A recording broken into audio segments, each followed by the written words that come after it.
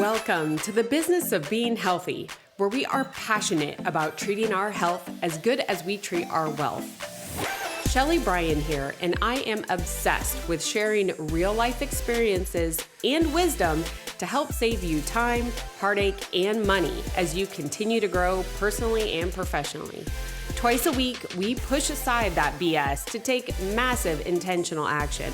And I promise by tuning in, you will receive the straightforward talk you've been waiting for, filled with actionable steps that will inspire you to achieve the health and wealth you desire while you are building your empire.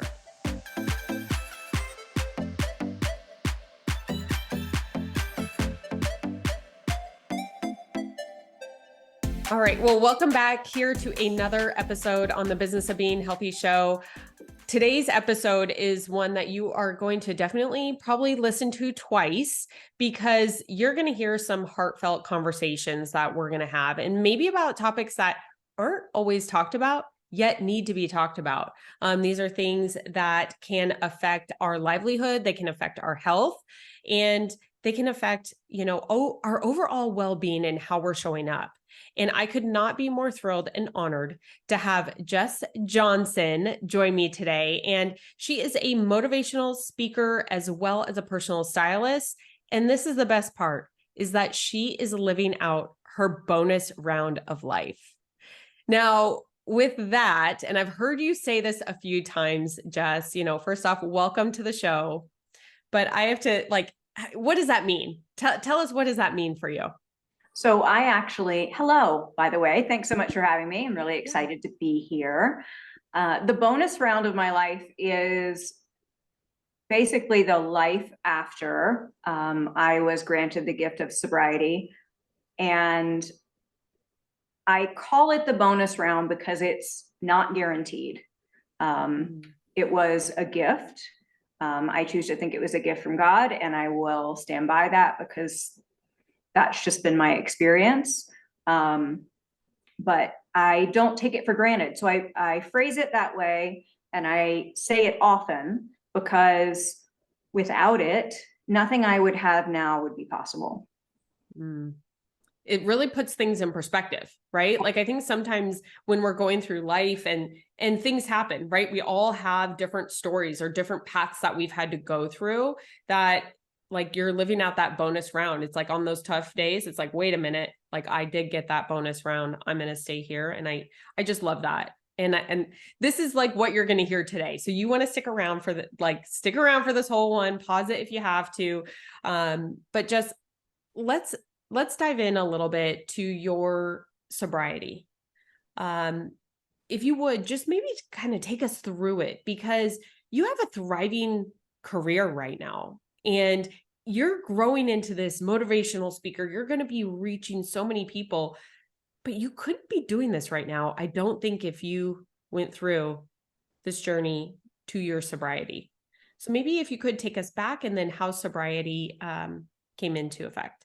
Yes, absolutely. I don't dwell on a lot of this too long, so I very rarely talk about these things, quite frankly, because often our stories, our backgrounds are different, and I choose to focus on the similarities and not the differences. So I try not to alienate people from thinking, well, she was X, Y, and Z, and I'm an ABC, so it's not the same.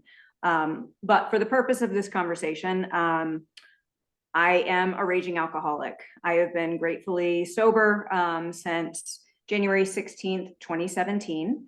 I got sober in a 12-step program and a fellowship where I was able to find myself again. Today, I use a lot of tools to stay sober, including the practice of gratitude. But my relationship with alcohol was not particularly classic. So I choose to think that I drank like a normal person in college and didn't really have any instances or consequences or really anything scary or bad happen around alcohol. in my 20s. And my relationship with alcohol changed later because I started using it to escape from my life. I like to say that I drank like a drug user because I drank as much as I could, as fast as I could, because I didn't want to deal with whatever situation was occurring at that moment. So my ultimate goal was a blackout because I wanted to check out. And I had a couple of blips with alcohol in my 30s, and in my late 30s, I had a pretty serious run that was complicated by a lot of other things, which isn't uncommon. Dual diagnosis of addiction is prevalent, in the sense dual diagnosis meaning you are an alcoholic, but maybe you're also dealing with an anxiety or depressive episode. I like to be very clear, however, that I choose to believe that I would have been an alcoholic no matter what, because that allows me the acceptance to know that my life circumstances and or the things that I experienced along the way, I don't use them to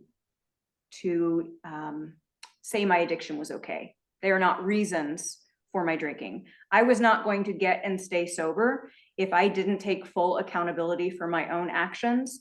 And I can't take accountability if I'm also saying, well, I drank because of this situation or because this happened. So I just clear the slate and say, I was going to be an alcoholic. I have a family history of alcoholism. And that was how I was going to end up no matter what, because that lets me then say, okay, now what? So this was going to be me.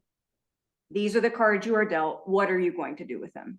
And for me, that was an extremely pivotal moment that didn't come in early sobriety. I was granted the gift of recovery through an intervention. My family arranged for an intervention. I was living in Missouri at the time, and my parents and family friends arranged for that.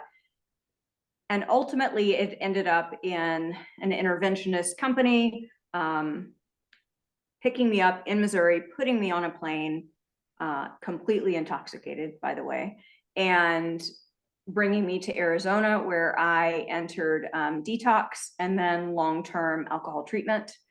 I was inpatient for alcohol treatment for 123 days. And then I lived in a sober living for another 6 months. And those foundation pieces allowed for me, in part, to have the life that I have now. I lived in a sober living not far from where I live now. I've always lived within about a 5-mile radius in this area of Scottsdale. And I've always, since I finished treatment, I've always worked for Anthropology. And I got that job very early on, right out of treatment, because I needed a job. So basically, I walked into an open interview and said, I just really need a job. I'll do whatever you need me to do, and followed through with that. I did whatever they asked. So that would mean that I would come in on Saturdays and Sunday mornings and clean the store. That would mean, doing whatever job paid at the time, just to be of service and to try to find my footing again. Because by the time I finished treatment, I was a 39-year-old woman who was basically trying to figure out how to navigate life sober. And even though I didn't have a really long run of alcoholism, really long meaning it was a couple of years, not 20 years, it was 2 years. But that 2 years was so toxic to not only my body physically, but to my soul and to my spirit, that the amount of time it took to recover. I mean, you can obtain chemical sobriety much, much earlier than emotional sobriety. So the alcohol leaves your system.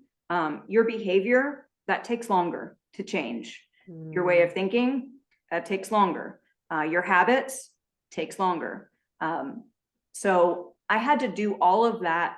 And it was, in a word, it was strange. It was kind of like being like an alien being dropped onto Earth, where you're just like, I don't know what I'm supposed to be doing. And you sometimes really don't know, and you just do what's in front of you correctly, and it just leads you to the next thing. And some days that's all you can do.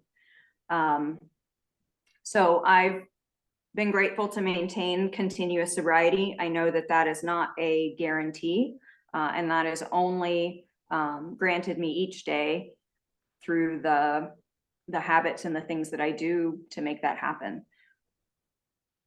Not everyone is given this chance, and I try to take it seriously. It doesn't mean I do it perfectly. I certainly don't. I make a fair amount of mistakes, but I'm going to keep showing up. So first off, I just, want to thank you for sharing that. I can tell it's not easy, right? Like sharing that on a platform takes a lot of bravery and courage. And so I really want to acknowledge you for that right now. And there is so much in there that I want to dive into a little bit more because, as high achieving men and women who are listening to this show, I don't want to discount the alcoholism at all, but I do think that addictions come in many forms. And while most people hear the word addiction, they think alcohol and or drugs, right? And Right. or maybe sex. Like these are like common, like taboo addictions that we hear about. But there's also a work addiction. Mm-hmm. There's also, sleep deprivation. There's also a horse addiction. I had a horse addiction that I had to work through this last year. Like there are things that we use to pacify other feelings. And I think that, we can say that's not us. Oh, that's not me. That's fine. I'm working. I'm working to sit, I think a lot of people that listen in can really tie to that work one. I'm working to provide for my family, to do for this, for the business. I'm working. And it changes your mind, right? Like it has a perspective, because I've been in periods of this. The kids have really helped me when I get out of whack. Then I'm like, oh, I can course correct. It still happens though. Just like you said, we're human. But I'd love for you to just share a little bit, because one thing that you said is like, you got accountable, you took responsibility. And I think that's one of the hardest things, is to really reflect and look in the mirror and be like, this was me. It's also pretty empowering, I got to imagine, because it's also me that can get me out of this. Yes. I mean, all of that is true. At the time, I'm not sure I felt particularly empowered. I think I say it a lot. I was desperate to not be sick. By the time I entered treatment, I was such a dependent alcoholic that I was drinking all day, every day, in detox. I tested at a 0.487 or something obnoxious like that. And I was incredibly belligerent. But you're right, the alcohol is just the symptom, right? Like, and the symptom for anyone can be all kinds of things. You mentioned a few. Alcohol and drugs, most definitely. There are sex addictions, there are gambling addictions, there are shopping addictions, there are work addictions, there are social media addictions. And that one is a little bit of a hot topic right now as well. So I am leery of anything that keeps me from my true self. So it acts as a barrier between me and my feelings. Getting sober was really, really uncomfortable because I had to feel everything all the time.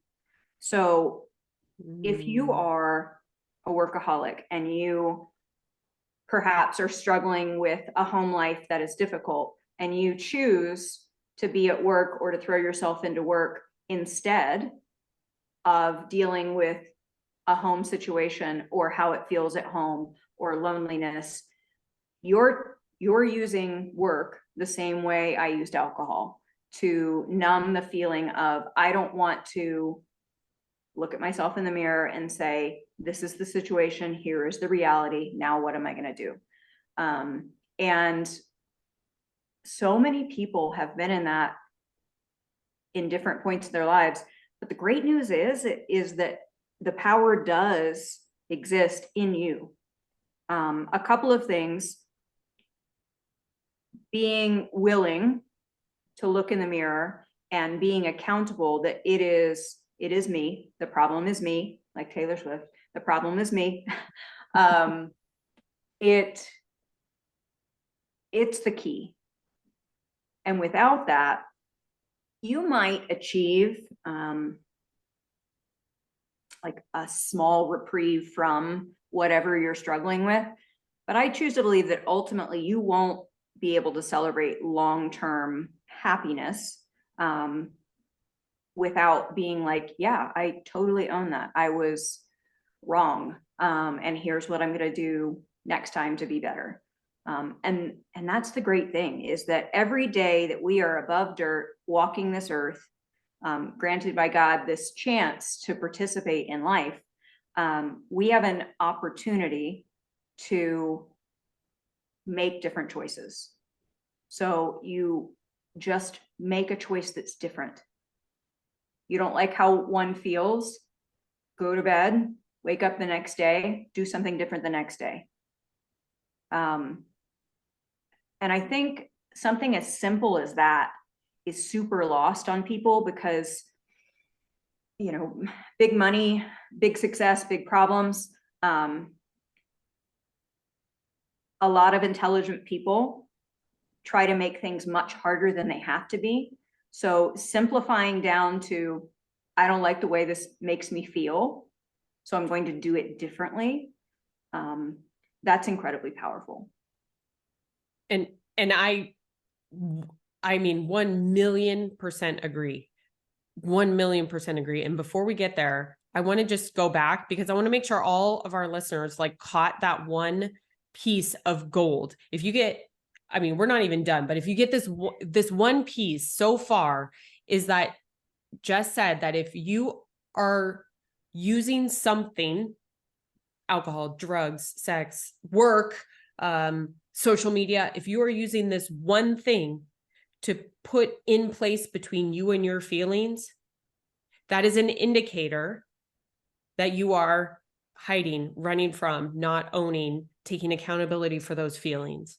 And that one thing could grow and could grow and could grow and could put more distance between you and your feelings, which means it's going to be that much harder to come back. And so I just want everybody to take that piece because I've never heard it said like that. And that is so powerful. And I love that you continue to use the word feelings. And so I love that you just also said, like, wake up, do something different. Let's talk real quick about, not real quick, this is going to be a little bit about those habits, because we talk about habits in health, in business, right? Like in business, it's like, I need to do X amount of prospecting calls per day to reach these many people, to close this amount of business, to hit this quota, right? It's a very finite game where with like your health and your being and your feelings, that's an infinite game. It's not like you want to like, there's no end point, right? We want to be feeling good every day. And I know that habits have been a very important tool that you have used. how have your habits like started when you first got here to Scottsdale? And then how have they evolved over the last, it's 6 years, almost 6.5, almost 7, like you're almost at 7 years. I would love to hear kind of that evolution, because we don't like stop evolving, right? So I'm sure you've gotten better. We've learned from maybe some steps backward and to get forward again. If you would share how those habits have started and then been able to change, that'd be so great. Absolutely. I love talking about this because these habits, this basic skeleton or framework, is what in part has allowed me these continued gifts. And the one that I talk about the most is probably a gratitude practice. Gratitude for me allows me to saves me from myself each day, because it reminds me that what I have is enough, and it lets me refocus situations in a way that changes my mindset, truly. An example of that is, in general, I try to write my gratitude list in the morning. And I have talked about this before, because the visual is that I think gratitude is like Pepto-Bismol. So we can imagine Pepto-Bismol going into the body, and it coats you and it protects you from, whatever other medical ailments you may have. Gratitude is that for me, in the sense that it coats my heart and my mind and my spirit. So when I go out in the world and I encounter people and I encounter situations, I am protected in the sense that I can see things for what they are, and I can choose my reactions to things. For a period of time, I say I try to do that. 90% of the time I do. If I do not write my gratitude list in the morning, 9 times out of 10, my day is not nearly as good. I struggle with interactions with people. I am not as patient as I should be. I am short-tempered and speak in an unkind way sometimes. And I just think that there's a direct correlation between starting my day in this place of gratitude and not, because it gets me right. It settles me, and it allows me to participate in life in the best way.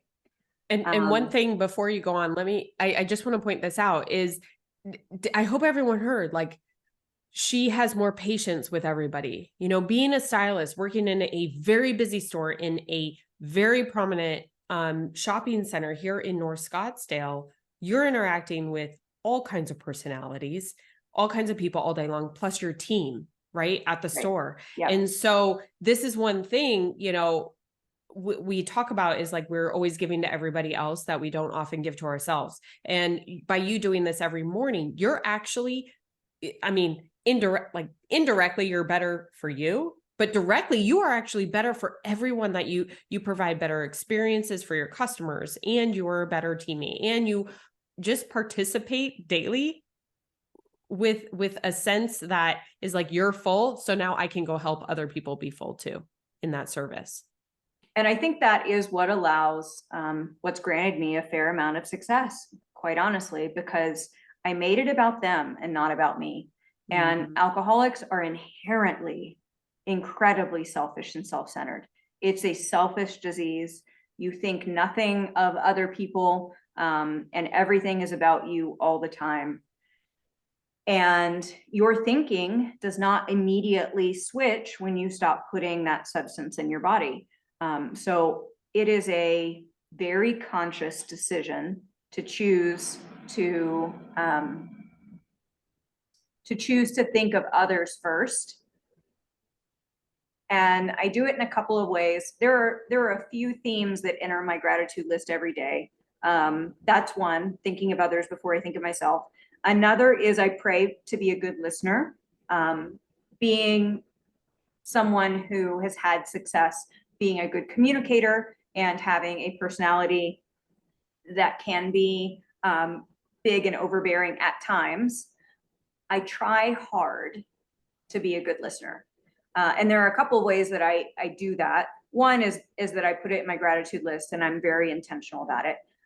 Another that I've kind of implemented recently is if I'm going to a meeting or an occasion or an event, and there's an opportunity to have food or drink at said event, I will often get something to eat or drink while I am participating in this roundtable discussion or meeting, because it forces me to not talk and to listen. So, you know, I'll order a little snack or a meal or something, and I'll do that so that I'm very conscious to be like, okay, I'm going to listen and participate, but I don't have to talk every other word. I don't have to insert myself into every conversation. I'm going to be here and hold space for others and be present. But me being present isn't equated with me talking at all times. So being a good listener, I think any good stylist, or really any good service provider, that's literally all you're doing, is you're listening to vocal cues, but then there's also body language cues. There are other things that people do that they're maybe not aware of. So you're basically just observing other humans and then trying to fill their needs, whether or not they know they have them. So you're anticipating a need before they have it, which really is such a gift for them, because they're like, I didn't even know I needed this, or I didn't know I could do this, or I didn't know I could wear this, or be this, or say this. And the last thing I'll say about my gratitude list is that if the list has more to do with what something is for me and less to do, sorry, I said that backwards. When my gratitude list is more about others, I know I'm in a good space. So when I'm able to say, I'm so grateful that I was able to help Megan shop for an upcoming event. I'm so grateful that Lois came in for new pants to go on vacation. When I'm able to see those things, I'm kind of firing on all cylinders versus me being all about me all the time. Isn't that the truth though, right? I feel like sometimes it's even like we think like, oh, I need to create this like perfect product, or I need to put together this perfect outfit because I want to look like I'm an authority as a stylist, or I want to put together this perfect presentation. That's still about you, right? So even in your day when you're like, I want to do this, I want to do this, it's how can we make them feel? So bringing back that feelings again, right, that we talked about, is how do we want to make someone else feel in that certain situation, right? And being able to listen, like you said, you're going to hear the nuances that your client, your prospect, your friend may not even realize they're saying, but if you're actively listening, you can be of service to them and then make them feel incredible, which makes you like on the moon. That's so true. And I think, again, that's an evolving practice. Some days I am far better at it than others. Some days I am still very selfish and self-centered. And all of it is okay, because I can have grace around the situation and be like, you know what, I was wrong. I can go back. Sometimes I can go back to that situation and person. And if it's appropriate, I can say, you know what, I handled this way and that was wrong of me and I apologize. Which I'm sure I apologized somewhere along the way before. But I certainly, it's not the same. I'll just say that it's not the same. So being able to have that self-awareness, whether or not I want to, right? Like self-awareness isn't all sunshine and rainbows. It can also be seeing some really ugly, broken parts of yourself, and loving them just the same. So I feel like in early sobriety, I definitely thought that, oh, I'm sober, everything's going to be great. I'm just going to walk on air. Everything's going to become easy. And in a lot of ways it is. In a lot of ways, my life is much easier. It does not mean that life is not going to still be life sometimes. And through habits like this gratitude list and other things like healthy eating, I've been able to maintain some of the most difficult times in my life post sobriety. And we're talking about death and loss, and we're also talking about relationships and people stuff, because all of that is going to happen. And learning to navigate those without a substance to block you from your feelings is hard. So again, back to your initial tie-in, you know, often people will say if you're going through a breakup or if you get let go from a job, is often to throw yourself into the next situation, the next relationship, the next job, the next position. Okay. I mean, okay, if that's what you want to do. But I'd encourage you maybe to take a beat in between and be like, this is how this is affecting me. This is my part in that situation. This is my part in how this relationship went wrong. This is my part in how this job wasn't a good fit, how I wasn't a good employee, how I didn't communicate my needs, whatever the case is.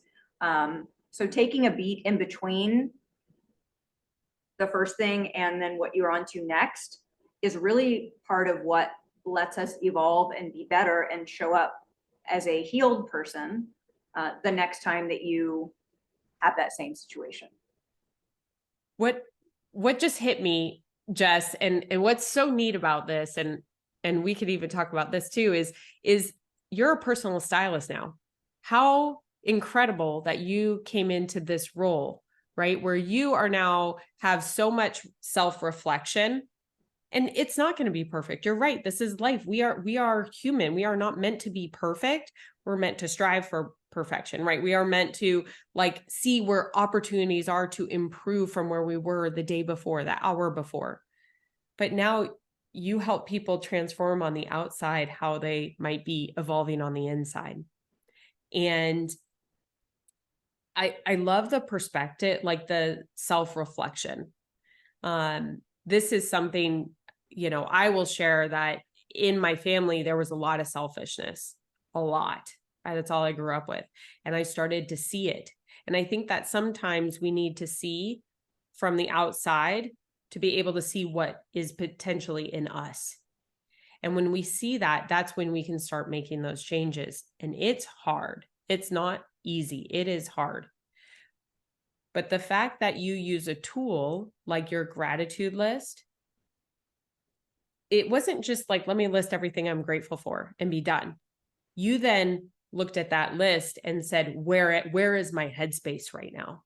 That's a self-reflection moment, right? You just didn't do it because us like high achievers and career driven and on the go, we like to be like, yep, check, did my gratitude list, boom, out the door. But you take it a step further and look and be like, okay, where's my headspace based upon that? That is a self-reflection moment. And that's something that anyone could do at the end of their day. They could do it at the beginning of the day. Jess is providing her example. I have heard many throughout the day, right? After a meeting, taking a moment and being like, how did that meeting go? Is that the way I wanted that meeting to go? How would I have changed it? How could I have shown up in better service? And then when you go to your next meeting, you're like, bam, I remember I want to be like this. I want to show up like this for others. Now you have another chance. You get a do-over. That's what's so neat, you know, and bringing it back, like this is your bonus round in life. You are living out a do-over right now. And so I think that you have clearly demonstrated today, like how you go farther than just checking the list. You are full self-reflection and then taking action. I try, and that counts for a lot. I know people don't love it when you say you try, but I do try. And I think the repetition of it, right?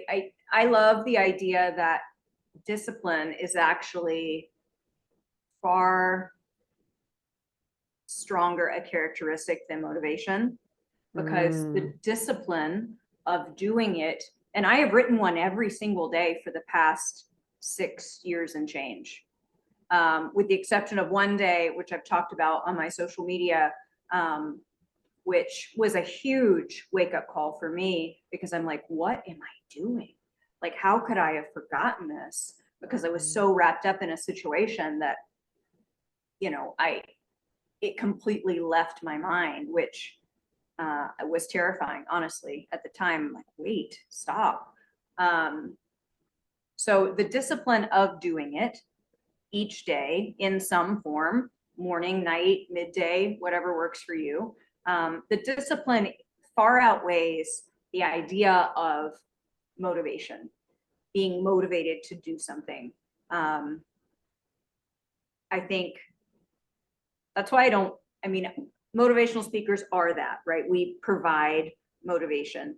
I just think the idea of discipline, daily disciplines, are far more valuable than waiting to motivation to hit. Like, if you wait to be motivated to do something, you will most likely never do it. And I will 100% call myself out on that, because in my life, in most circumstances, I'm incredibly messy. Like, I'm a messy person. I have a messy house. I do my best to stay on top of certain tasks, because I know that if I let them go too long, my mental health is kind of in a hiccup.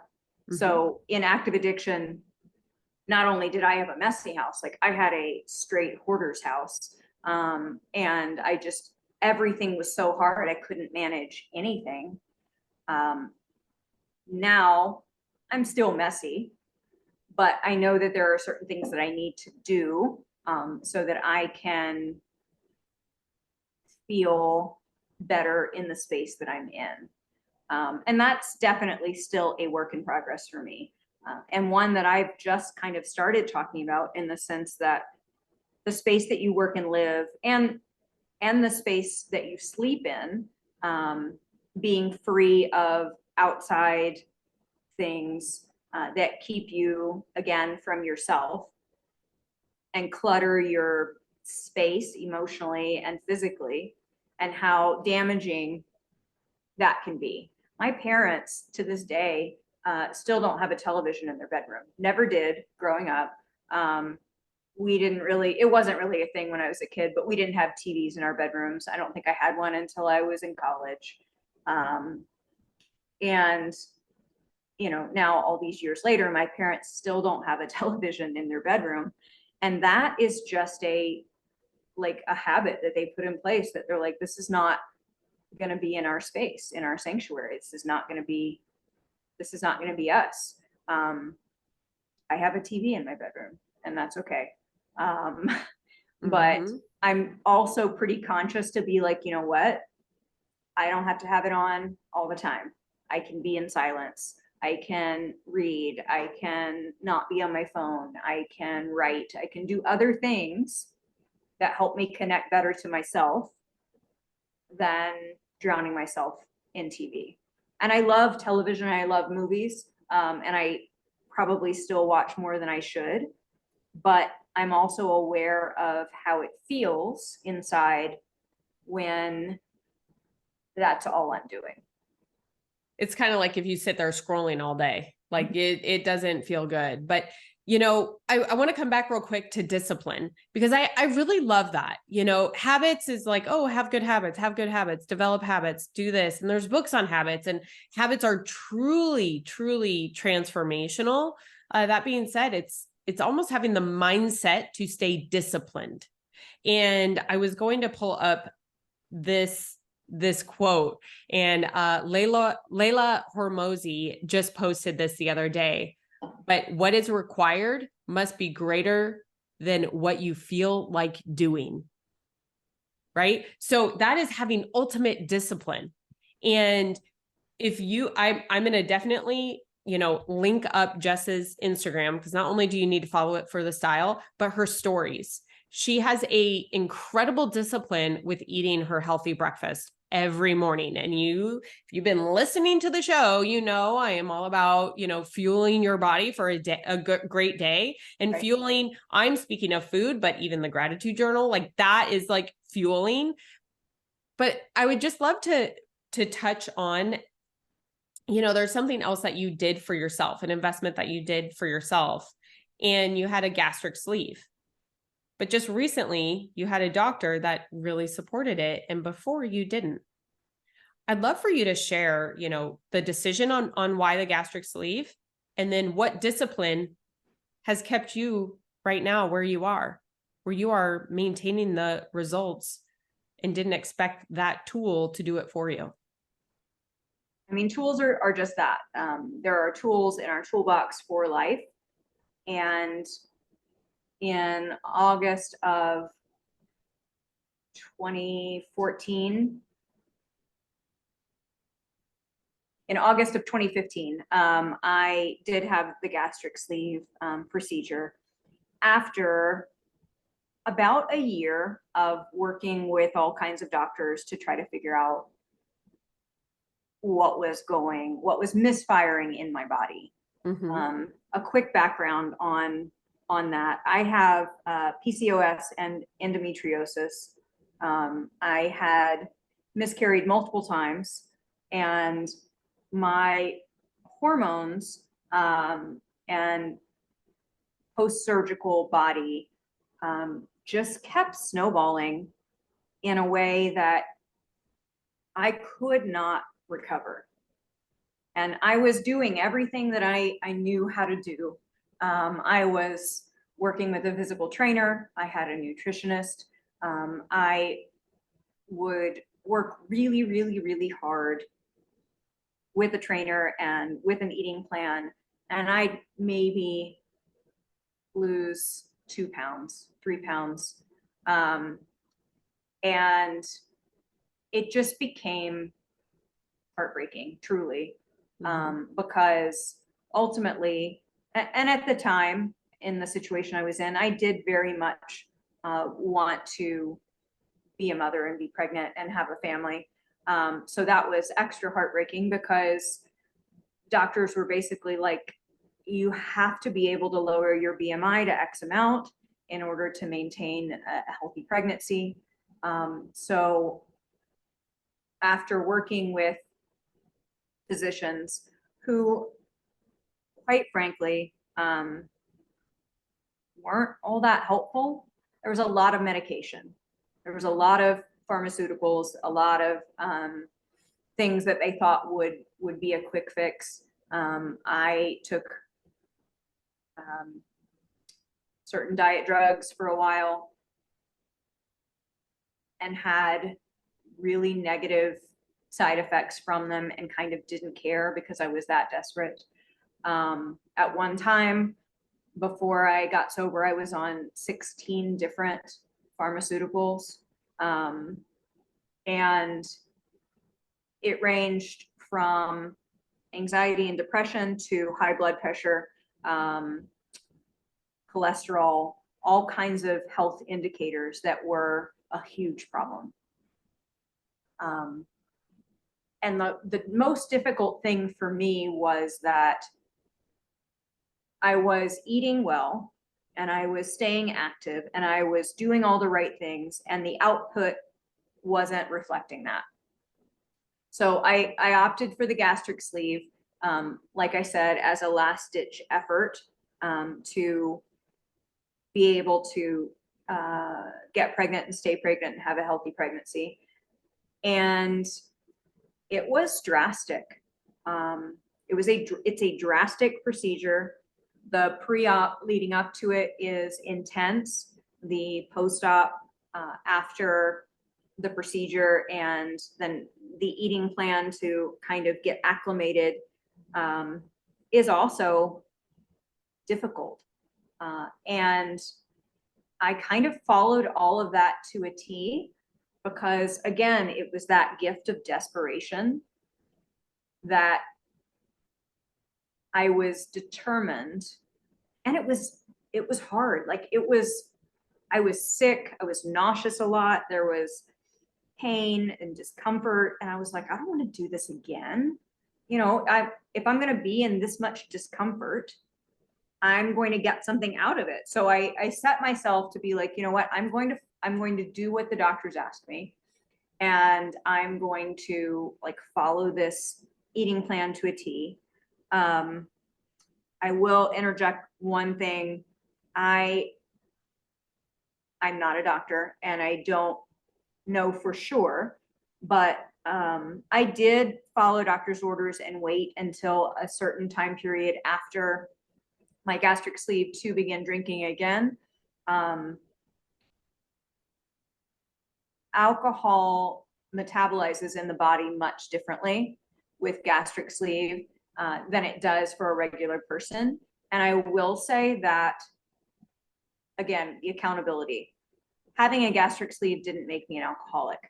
Did it put the foot on the gas pedal and made that like much faster and much more intense and a lot scarier? Probably.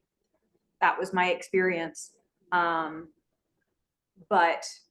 and gratefully, I've been able to encounter a lot of other people who have had transfer addictions post weight loss surgery to alcohol, and kind of know that you're not alone. So I truly think that for me, getting the gastric sleeve and being in that space of I'm so desperate, I will do anything, and then kind of hating myself for it, caused me to just pour alcohol on it, to a sense I wanted to conform to something so badly, to, in my mind, become worthy as a woman and as a spouse, and ultimately as a mother, to become worthy, to be able to maintain a pregnancy, and then hating myself for those feelings. That was all wrapped up in a perfect storm of emotion for me. So once I was able to navigate sobriety kind of on the other side and in treatment, that's when the breakfast started, honestly, is because in inpatient treatment and in the sober living house, it's with groups of women, sometimes 10 or 12 at a time. And getting up early was kind of the only time that you could ever be by yourself. And I was an isolated binge drinker, and I still like to be isolated because I'm a bit of a loner. And I was desperate to be by myself. And in treatment, in group treatment, you are never by yourself, ever. Like, you have roommates, and then you have group sessions, and you have, like, it's nothing's by yourself again. And that is all by design, which I understand. But once I had the ability to be like, I'm going to carve out this little time for myself, and I'm going to make my breakfast and put it on a plate and make it look nice and have it be healthy and have it fill me up physically and emotionally, and just be this nice act of self-care to start my day. That's how that started. Is that was the one of the only tools that I had at the time to be like, okay, I'm going to do this for myself each day. And sometimes even 5-6 years later, when I was struggling with difficult things, whether it be the loss of a relationship, or I lost both of my dogs in sobriety, if I could manage to write a gratitude list and eat breakfast, I may not do anything else that day, but I managed to do those two things.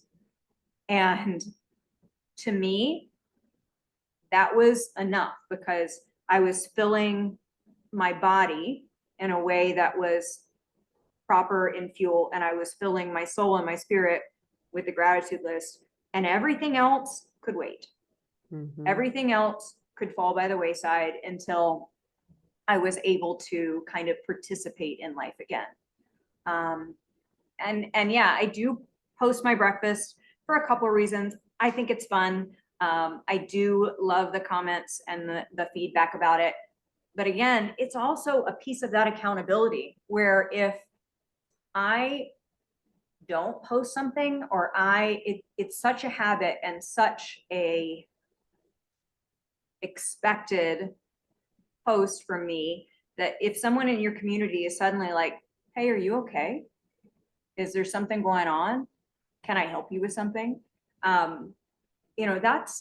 That's the true sense to me of being accountable, being like, I'm gonna tell on myself, and no, I didn't eat today because of X, Y, and Z. And then it opens up a conversation about, well, I understand you feeling that way, but please try to get something to eat and get some sleep, or whatever you need at the time. So I think all of that is such a testament to the discipline of a healthy breakfast. And yes, a doctor did recently be like, you know what, you did it. I lost a little over 100 pounds, and have maintained it since. I also kind of evolved into a lifestyle that helps me maintain that. The healthy eating is a lot of it, but I also have a physical job. I walk to and from work when I'm able to, most days. And I have a lifestyle where I'm just walking and lifting and moving things a lot. And that has helped me much more than, I kind of came up in a very high intense CrossFit community. Army towns were very popular. And that and those workouts are great for lots of people. They were not great for me, in the sense that with PCOS and endometriosis, it was just like a constant hiccup in my body, like a hormonal backlash, because it was just disrupted all the time. It wasn't a healthy kind of movement for me. Mm-hmm. So having that tool, maintaining that tool, also being honest about that tool, is really important to me. I've started talking about it a little bit more, because it's important. It's part of my journey. I have initially, I was not as open to talking about it, because it felt, I think in part, it kind of felt like alcoholism or like addiction. It was a bit taboo. It wasn't something you talked about. Mm-hmm. Certainly not in any kind of public forum. Yep. But ultimately I decided, why am I talking about one and not the other? They're both equally important. And there's still some connections between alcohol use and bariatric surgeries. And there's a fair amount of studies around that, because you do metabolize alcohol differently. Mm-hmm. And especially if the reason that you struggled with weight was some kind of binge eating. Okay, well, you were maybe struggled with that, and then you had a bariatric tool, and then you just transferred that addiction to something else, which is so scary to think about, because I've seen it, and it's not pretty. but staying aware of it and talking about it is one of the ways that I kind of help keep that at bay. Which I think is incredibly important. And again, it comes back to what you said at the beginning, is that if you are using something, whatever that may be, that is your thing, to prevent you from feeling the feelings, right? Like it's coming in between the feelings that you're having, and that is a trigger. Like that is something that should be reflected on, or could be reflected on, as like, okay, what feelings am I avoiding? And what tool or what thing am I using to avoid these feelings? That's the dissection and the reflection on it. So I think it all comes back to that. What you said in the beginning is so powerful. And, one thing that I just would be remiss if we did not just touch on, especially on this show, is these small things that you do. Stacking small successes is like how habits, is how discipline is formed. Getting up early, having your cup of coffee or tea or what have you, having a great breakfast, maybe reading, journaling, whatever it is. Nothing is a have to, but if these things fill you up to start the day, this is something that I have talked about as like a mom, a leader, whoever. Like for me, I get up at 4:55 because guess what? No one else is awake in my house. So I get 1 hour, 100% dedicated to me. And when I get that 1 hour, I feel incredible. So yeah, do I want to wake up, especially in the winter when it's like pitch black out at 4:55? No. However, I can tell a significant difference in how I show up in the day for others when I invest in that time, when I have the discipline to do that. So having that breakfast, and I love that you said posting it online. Some people can laugh and be like, oh, why is the stylist posting about breakfast? Blah, blah, blah. Sometimes, we talk about the idea of accountability, and whether it's accountability in your business and or your health, right? Like accountability, like you have certain metrics that you have to meet to be able to get certain bonuses or what have you. And or in your health, like you have a coach, you're paying for nutritionists, you're paying for all these things, right? That are going to keep you accountable. Not everybody can do that. But you know what you can use is your friends. You can use your social network. And by posting your breakfast every day, it's like, oh, there's Jess's breakfast. That looks delicious. That inspires me. And I know she's good.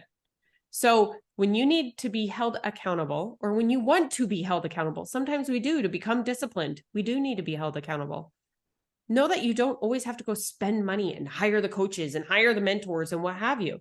Find your community. You guys do it together. And even if it's you showing up every day, posting that breakfast, posting that beautiful cup of coffee, whatever it is, what you're reading. You guys see, I post a lot what I'm reading because I'm like, oh my gosh, this is so great. That is a form of accountability. So I really love that you shared that. And, Jess, as we close up here right now, I'd love for you to just maybe share one tip that would help someone just make the smallest perspective change to be able to self-reflect. You've been in that position. I have too. I'd love to hear yours, of hiding from certain feelings. What's one tip you could give our listeners to really face it? You got to tell the truth.